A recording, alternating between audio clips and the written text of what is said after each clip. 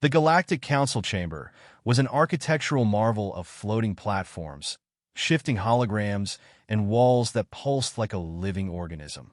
It was a place where empires debated, wars were averted, and most importantly, where the various species of the known galaxy took great pleasure in making fun of humans. Representative Ovak of the Zalari clicked his mandibles in what humans would call a smirk. I simply do not understand why they are here. His segmented arms gestured toward the lone human at the meeting, an ambassador named Captain Elias Ford. They stumble about with their inefficient bipedal locomotion, lack natural armor, and their weaponry is centuries behind even our outdated models. It is perplexing. Across the chamber, a reptilian Jarnathi general flicked his tail against the polished floor, eyes narrowing. Humans lack thermal vision. They have no built-in weapons. Their reflexes are slow. How do they even survive on their own planet? Elias Ford, to his credit, had long since perfected the art of smiling through diplomatic ridicule. "Oh, he said, sipping from a cup of coffee he wasn't technically supposed to have inside the chamber. Teamwork, perseverance, sheer stubbornness. And a little thing called strategy." A hush fell over the chamber. It was the kind of silence that preceded uproarious laughter. And right on cue, it came in waves, clicking, screeching, guttural bellows of amusement from species that thought the very idea of human strategy was a cosmic joke. High Strategist Varesh, a jelly-like being suspended in a floating tank of nutrient gel, gurgled in mirth. "Ah yes, strategy. The species that trips over its own feet wishes to lecture us on warfare." Elias leaned back, watching them with the patience of a man who knew something they didn't. "That's fair. We do tend to fall a lot. Gravity's tricky like that. But when we do, we make sure we land with a gun in hand and a plan in mind." The Jarnathi general bared his fangs. "Tell me, human, do your plans explain why the Council forces are being routed on Kthari Prime? Our enemy adapts faster than our battle algorithms can counter. Their troops move unpredictably. They fight without discernible patterns. 100,000 warriors, and we cannot anticipate their next move." Elias set his coffee down. "Sounds like you got a problem with chaos." "Chaos is inefficient," Ovak scoffed. "Our military strategies are mathematically precise. Our drones engage at optimal angles. Our fleet maneuvers account for all projected variables. And yet," he waved an appendage, as if the war's failure were an unfortunate glitch in the cosmic code. "And yet you're losing," Elias finished. A ripple of irritation moved through the chamber. Varesh's tank bubbled louder, a sure sign of discontent. "You claim humans possess an answer to this dilemma." Elias shrugged. "Maybe, maybe not. But I do know one thing. You're fighting unpredictability with rigid formulas. That never works." He tapped the side of his head. "You don't fight chaos with more order. You fight it with someone who understands it." "Someone who is it?" The chamber dimmed for a moment as the council processed his words. Some regarded him with curiosity, others with skepticism. "Let me guess," Ovak said, mandibles twitching. "You wish to send one of your human warriors to do what entire fleets could not?" "Not a warrior," Elias corrected. "A sniper." The word meant little to the council. The concept of engaging enemies beyond visual range was absurd to most species, who relied on energy-based weapons requiring line of sight. Precision was the realm of targeting computers, not individuals. Varesh undulated in mild amusement. "Explain this, sniper." Elias took his time, savoring the moment. "A sniper doesn't fight battles. A sniper ends them before they begin. A well-placed shot can turn the tide of a war. You want to fight unpredictability? Send someone whose job is to turn that unpredictability into a pattern, one with a very short lifespan." The chamber murmured with quiet skepticism. The Jarnathi general scoffed. "Your projectile weapons are primitive. A sniper is just a soldier with a gun." Elias grinned. "That's like saying a surgeon is just a guy with a knife. A sniper doesn't just shoot. They see what others don't. They wait. They hunt, and when they strike, it's over before the enemy even knows they're dead." Varesh's gelatinous form shifted in thought. "And you believe this one human can change the outcome of the war?" Elias leaned forward, voice steady. "I know they can. Silence stretched, heavy with reluctant consideration. Finally, Ovak chittered. Very well, human. Send your sniper. Prove to us that your species is more than clumsy primitives.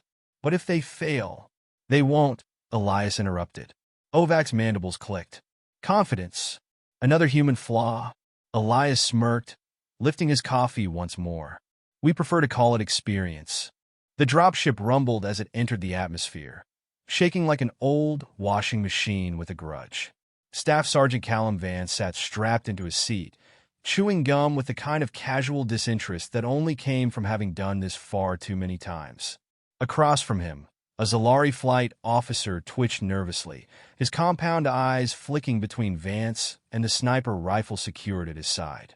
You seem unconcerned, the officer finally said, his mandibles clicking. Vance exhaled slowly, popping a bubble. Should I be? You are alone. The enemy is many. The odds of your survival are calculated at. Don't do that, Vance interrupted, stretching his legs. Never tell a human the odds. We got this thing called spite. Makes us do dumb things just to prove the universe wrong. The Zalari tilted his head. That sounds highly inefficient. That's humanity in a nutshell, pal. The dropship jolted violently as it made its final descent, the distant sound of anti-air fire popping in the background. A normal soldier might have tensed, but Vance just rolled his shoulders, cracked his knuckles, and checked his rifle one last time. Kthari Prime stretched out below them, a mountainous hellscape of dense forests, jagged cliffs, and valleys filled with mist so thick it looked like the ground had given up trying to exist. Somewhere down there, an entire warband of Jarnathi raiders was tearing through the Galactic Council's forces, adapting to every tactic thrown at them. Vance's job? Take out their command structure. One man, one rifle. The dropship's rear hatch opened, revealing nothing but an abyss of wind and darkness below. The Zalari officer chittered in alarm. We are still too high. You cannot. Vance stood, gave him a lazy salute, and stepped off the edge. For 3 seconds, he was weightless. For the next 5, he was plummeting. Then his chute deployed, and the world jerked back into place. The descent was smooth, well, smooth in the way that getting hit in the face with a bag of bricks was smooth, but Vance had done worse. He landed in a crouch, immediately shedding his chute and dropping to his stomach. In the moonlight, his camo suit blended with the terrain, turning him into just another shadow in the endless sea of trees. He took a breath, slow and steady. First step, find high ground. Moving through the underbrush, he kept his rifle close, eyes scanning for movement.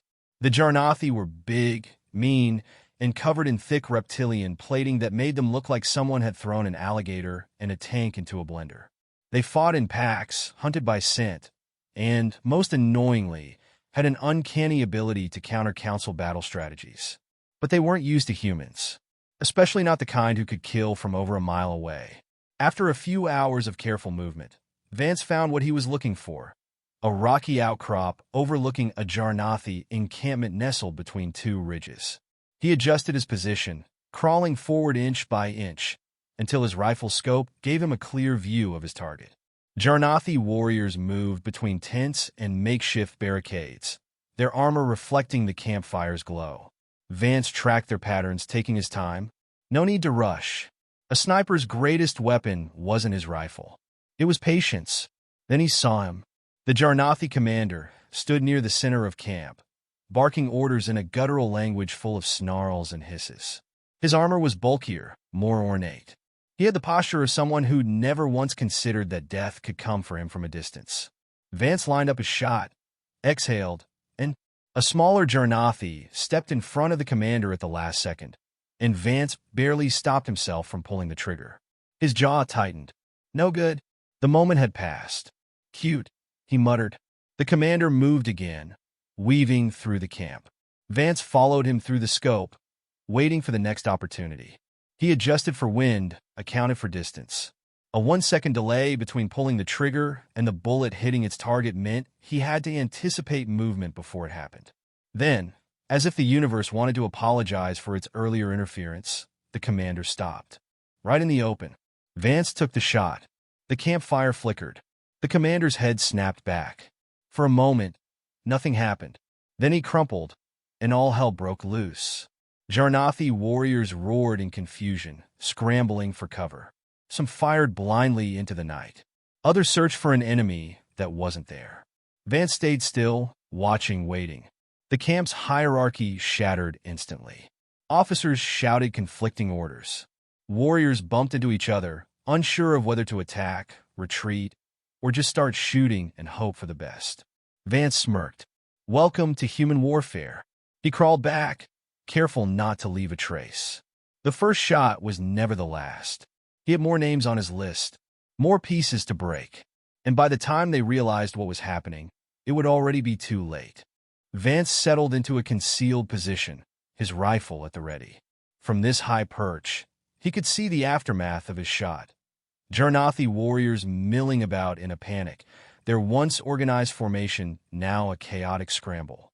It was a sight that would have made any strategist proud, if only they knew how to capitalize on it. The problem, as always, was that the enemy didn't know what to do without a clear chain of command. The human sniper, however, was perfectly at ease with chaos. He took another slow breath, feeling the cool night air mix with the warm hum of his own thoughts. The science of sniping wasn't just about squeezing the trigger. It was a dance with nature, a silent agreement between the shooter and the world around him. Wind speed, humidity, altitude, and gravity were all players in the equation, and Vance had spent years learning how to manipulate them into submission. He adjusted his scope, not for the next target, but to account for the shift in wind. Just a few degrees of angle, a fraction of a millimeter, and the difference between a hit and a miss could be as vast as the planet beneath him. The air moved at a gentle 6.5 miles per hour westward. That meant the bullet's trajectory would curve just a little to the left. He made a small but vital adjustment on the windage dial, compensating for the subtle shift. All right, he murmured to himself. Let's get this right. He wasn't a scientist. He wasn't a mathematician. But that didn't mean he couldn't read the numbers nature gave him and twist them to his will. The key to success in sniping wasn't just hitting the target. It was making the impossible seem like second nature. As Vance focused, a Jarnathi officer appeared on the far edge of the camp, trying to organize the scattered warriors. He was tall, his armor less ornate, but more functional. He moved with the arrogance of someone who assumed no one could strike him at this range. The arrogance of someone who didn't understand the meaning of long shot. Vance grinned. Wrong move, buddy. He exhaled, squeezing the trigger with deliberate slowness. The shot cut through the air like an invisible strike, a deadly whisper that only the bullet could hear. The officer jerked, his body moving slightly before crumpling to the ground, his arms flailing in a brief, disoriented spasm. His final breath was silent, absorbed by the surrounding chaos. Vance didn't even need to see the body hit the dirt to know that he'd scored another kill. The sudden silence that followed told him everything. The warriors, now leaderless, paused again, unsure of what to do next. They glanced around in confusion, scanning the treeline for a threat they couldn't see. Vance was already reloading his rifle, his movements methodical, precise. The beauty of sniping wasn't just the shot, it was the timing. And he knew something the Jarnathi didn't. The sniper was never the target. The sniper was the hunter, and the only thing more dangerous than a hunter was one who had already planned the kill. Vance reached into his pouch, pulling out a small, silenced pistol. He didn't need it for any immediate threat, but sometimes a little redundancy was the difference between victory and failure. He'd learned that the hard way on too many occasions. His next target appeared, another officer, flanked by two guards. The officer was shouting orders, unaware that his time had already come. The guards had their backs turned, too absorbed in the chaos around them to notice the small, deliberate figure watching them from above. Vance lined up the shot again. The pistol's barrel was barely visible in the scope, a mere blur of movement as he adjusted his aim. He took another breath, this time slower, more methodical. It was easy to be quick. The hard part was knowing when to wait. Patience, Vance. Patience. The shot rang out. The officer's body jerked, his command falling silent as the guards turned, frantically scanning the area. They started running toward the officer, but it was too late. There was no saving him now. Vance clicked his tongue, watching as the guards took a few more uncertain steps before pausing again, suddenly realizing that there was no one to command them, no one to lead them. "That's how you break a backbone," Vance muttered, letting the rifle settle back into place. With just a whisper, he glanced at the time on his wristcom, keeping track of how long he'd been on target. His mission wasn't over. The chaos he'd sown was still unfolding, but now it was time to clean up the mess. He'd picked apart the command structure. Now it was time for the final piece to fall into place.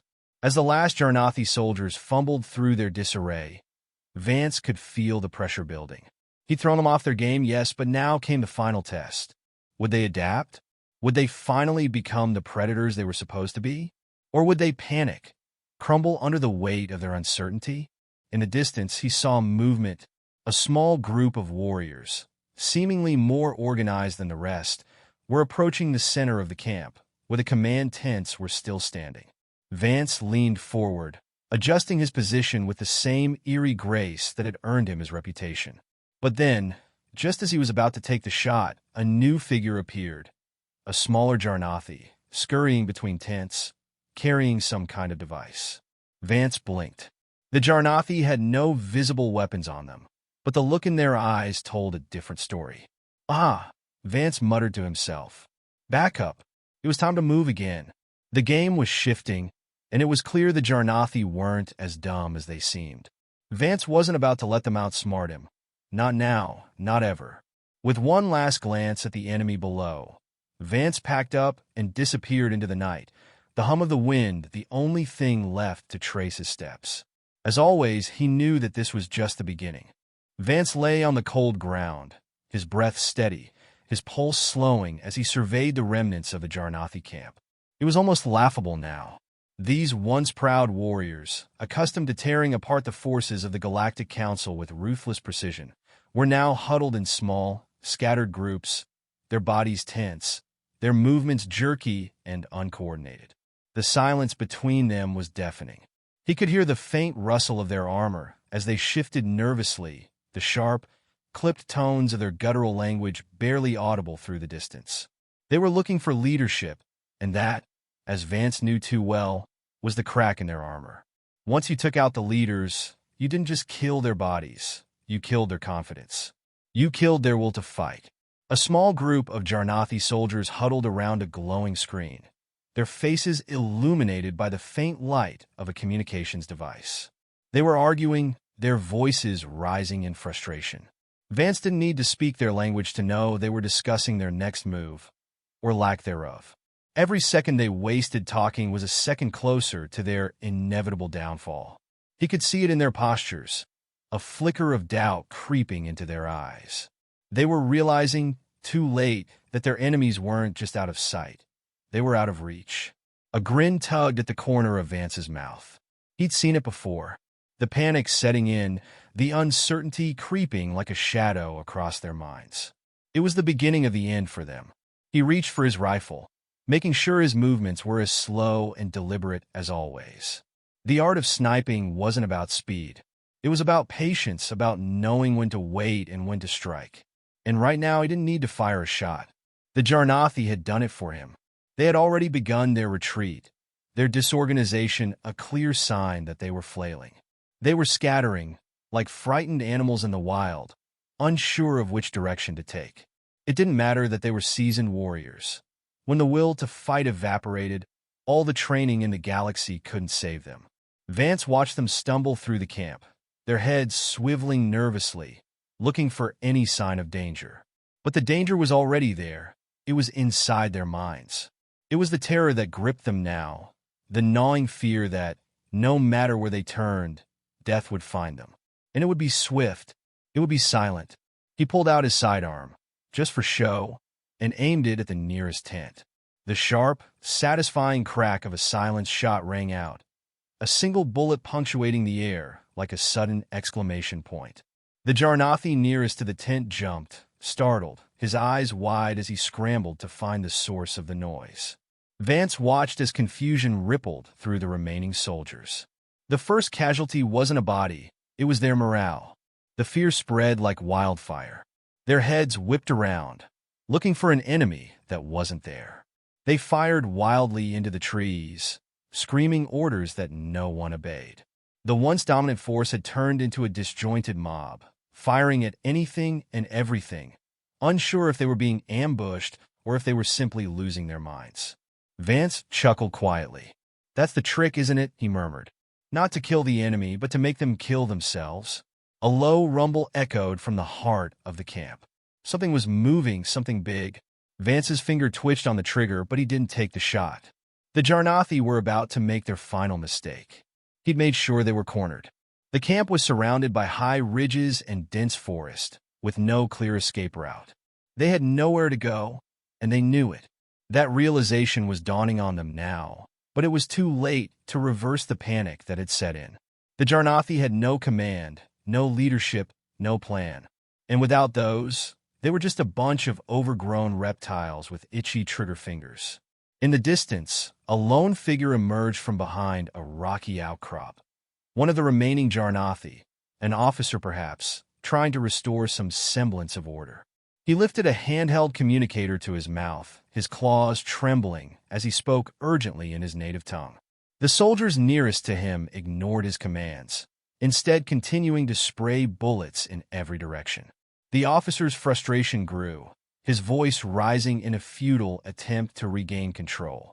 Vance's lips curled into a smirk. The officer was finished. He could see it in his posture, the deflation of authority, the loss of dignity. He wasn't in charge anymore. Not here. Not now.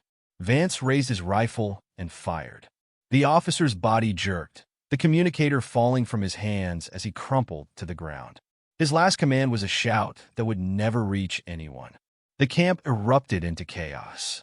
The remaining Jarnathi warriors turned and ran, some stumbling, others frozen in fear. They were fleeing an invisible enemy, and it was more terrifying than any weapon they could wield.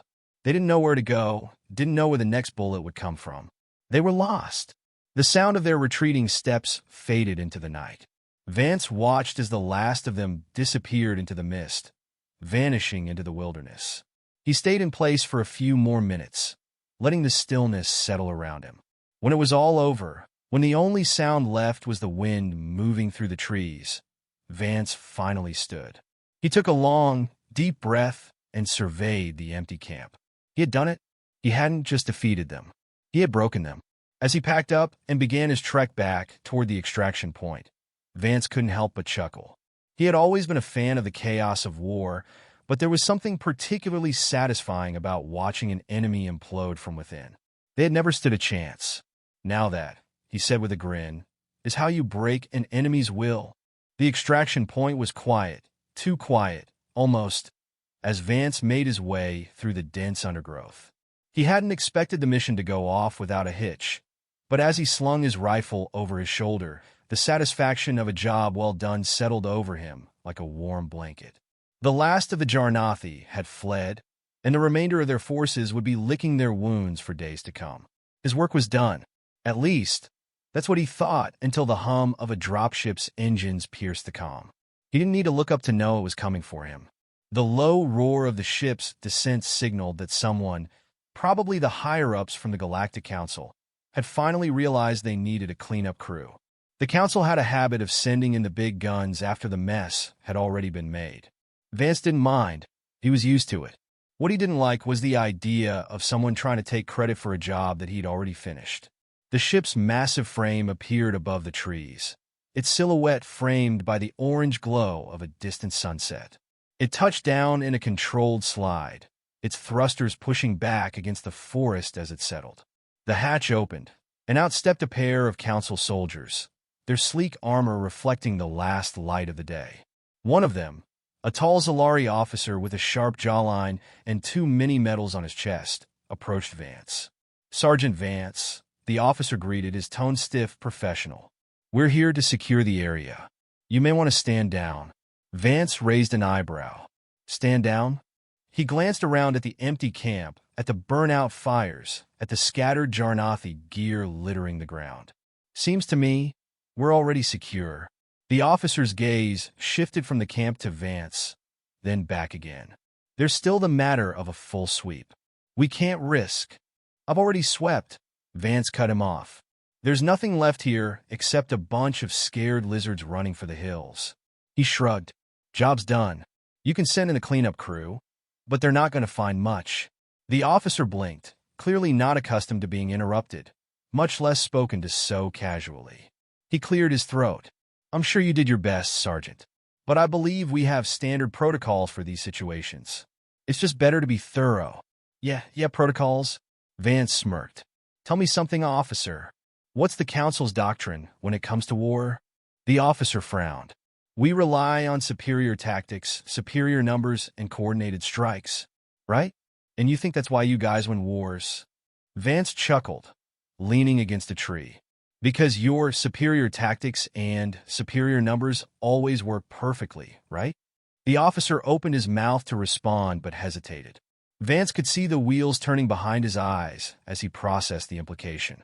No offense, Vance continued, but you guys are good at logistics. Real good. But when it comes to war, you've been leaning on your shiny tech and fancy strategies. And that works until it doesn't. He gestured to the empty camp. I just showed you how quickly things can fall apart when you don't have the one thing that matters. The will to win. The officer's posture stiffened. We are at war, Sergeant. What you did may have been effective here, but it's not as sustainable. Effective?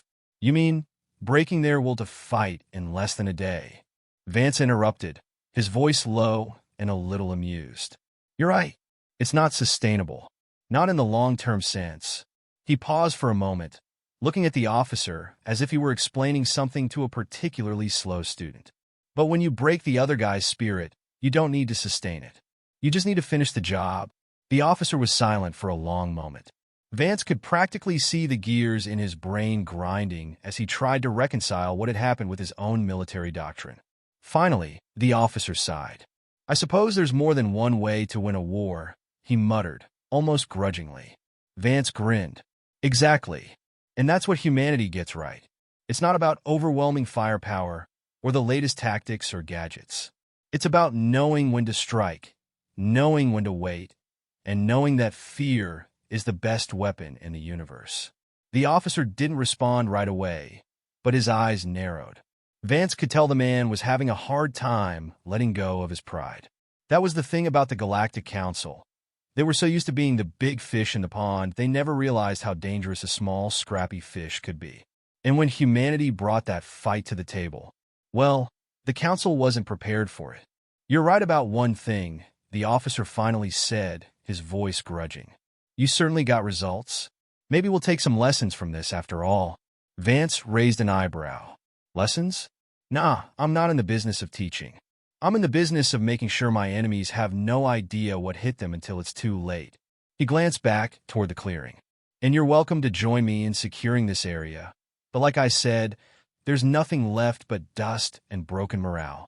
The officer glanced at the forest one last time, then back at Vance. He nodded curtly. Very well.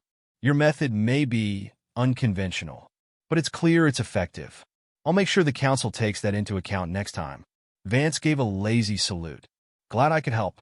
You guys go ahead and clean up. I'll be in the bar. The officer didn't smile, but there was a faint glimmer of respect in his eyes before he turned away. As the dropship lifted off, Vance didn't watch it go. He was already walking back into the trees, the weight of his rifle a comforting presence by his side. The mission had been a success, but more importantly, it had proven something that the Council and its allies would have to reckon with in the future. Humanity's military doctrine didn't just rely on brute force. It relied on something deeper, something far more insidious, the ability to shatter the spirit of the enemy, to make them fear not just the weapons but the very uncertainty of what might come next. It was that edge, that unpredictable factor, that would earn humanity its place at the table. Vance smiled to himself as he disappeared into the night, his steps echoing softly in the silence of victory.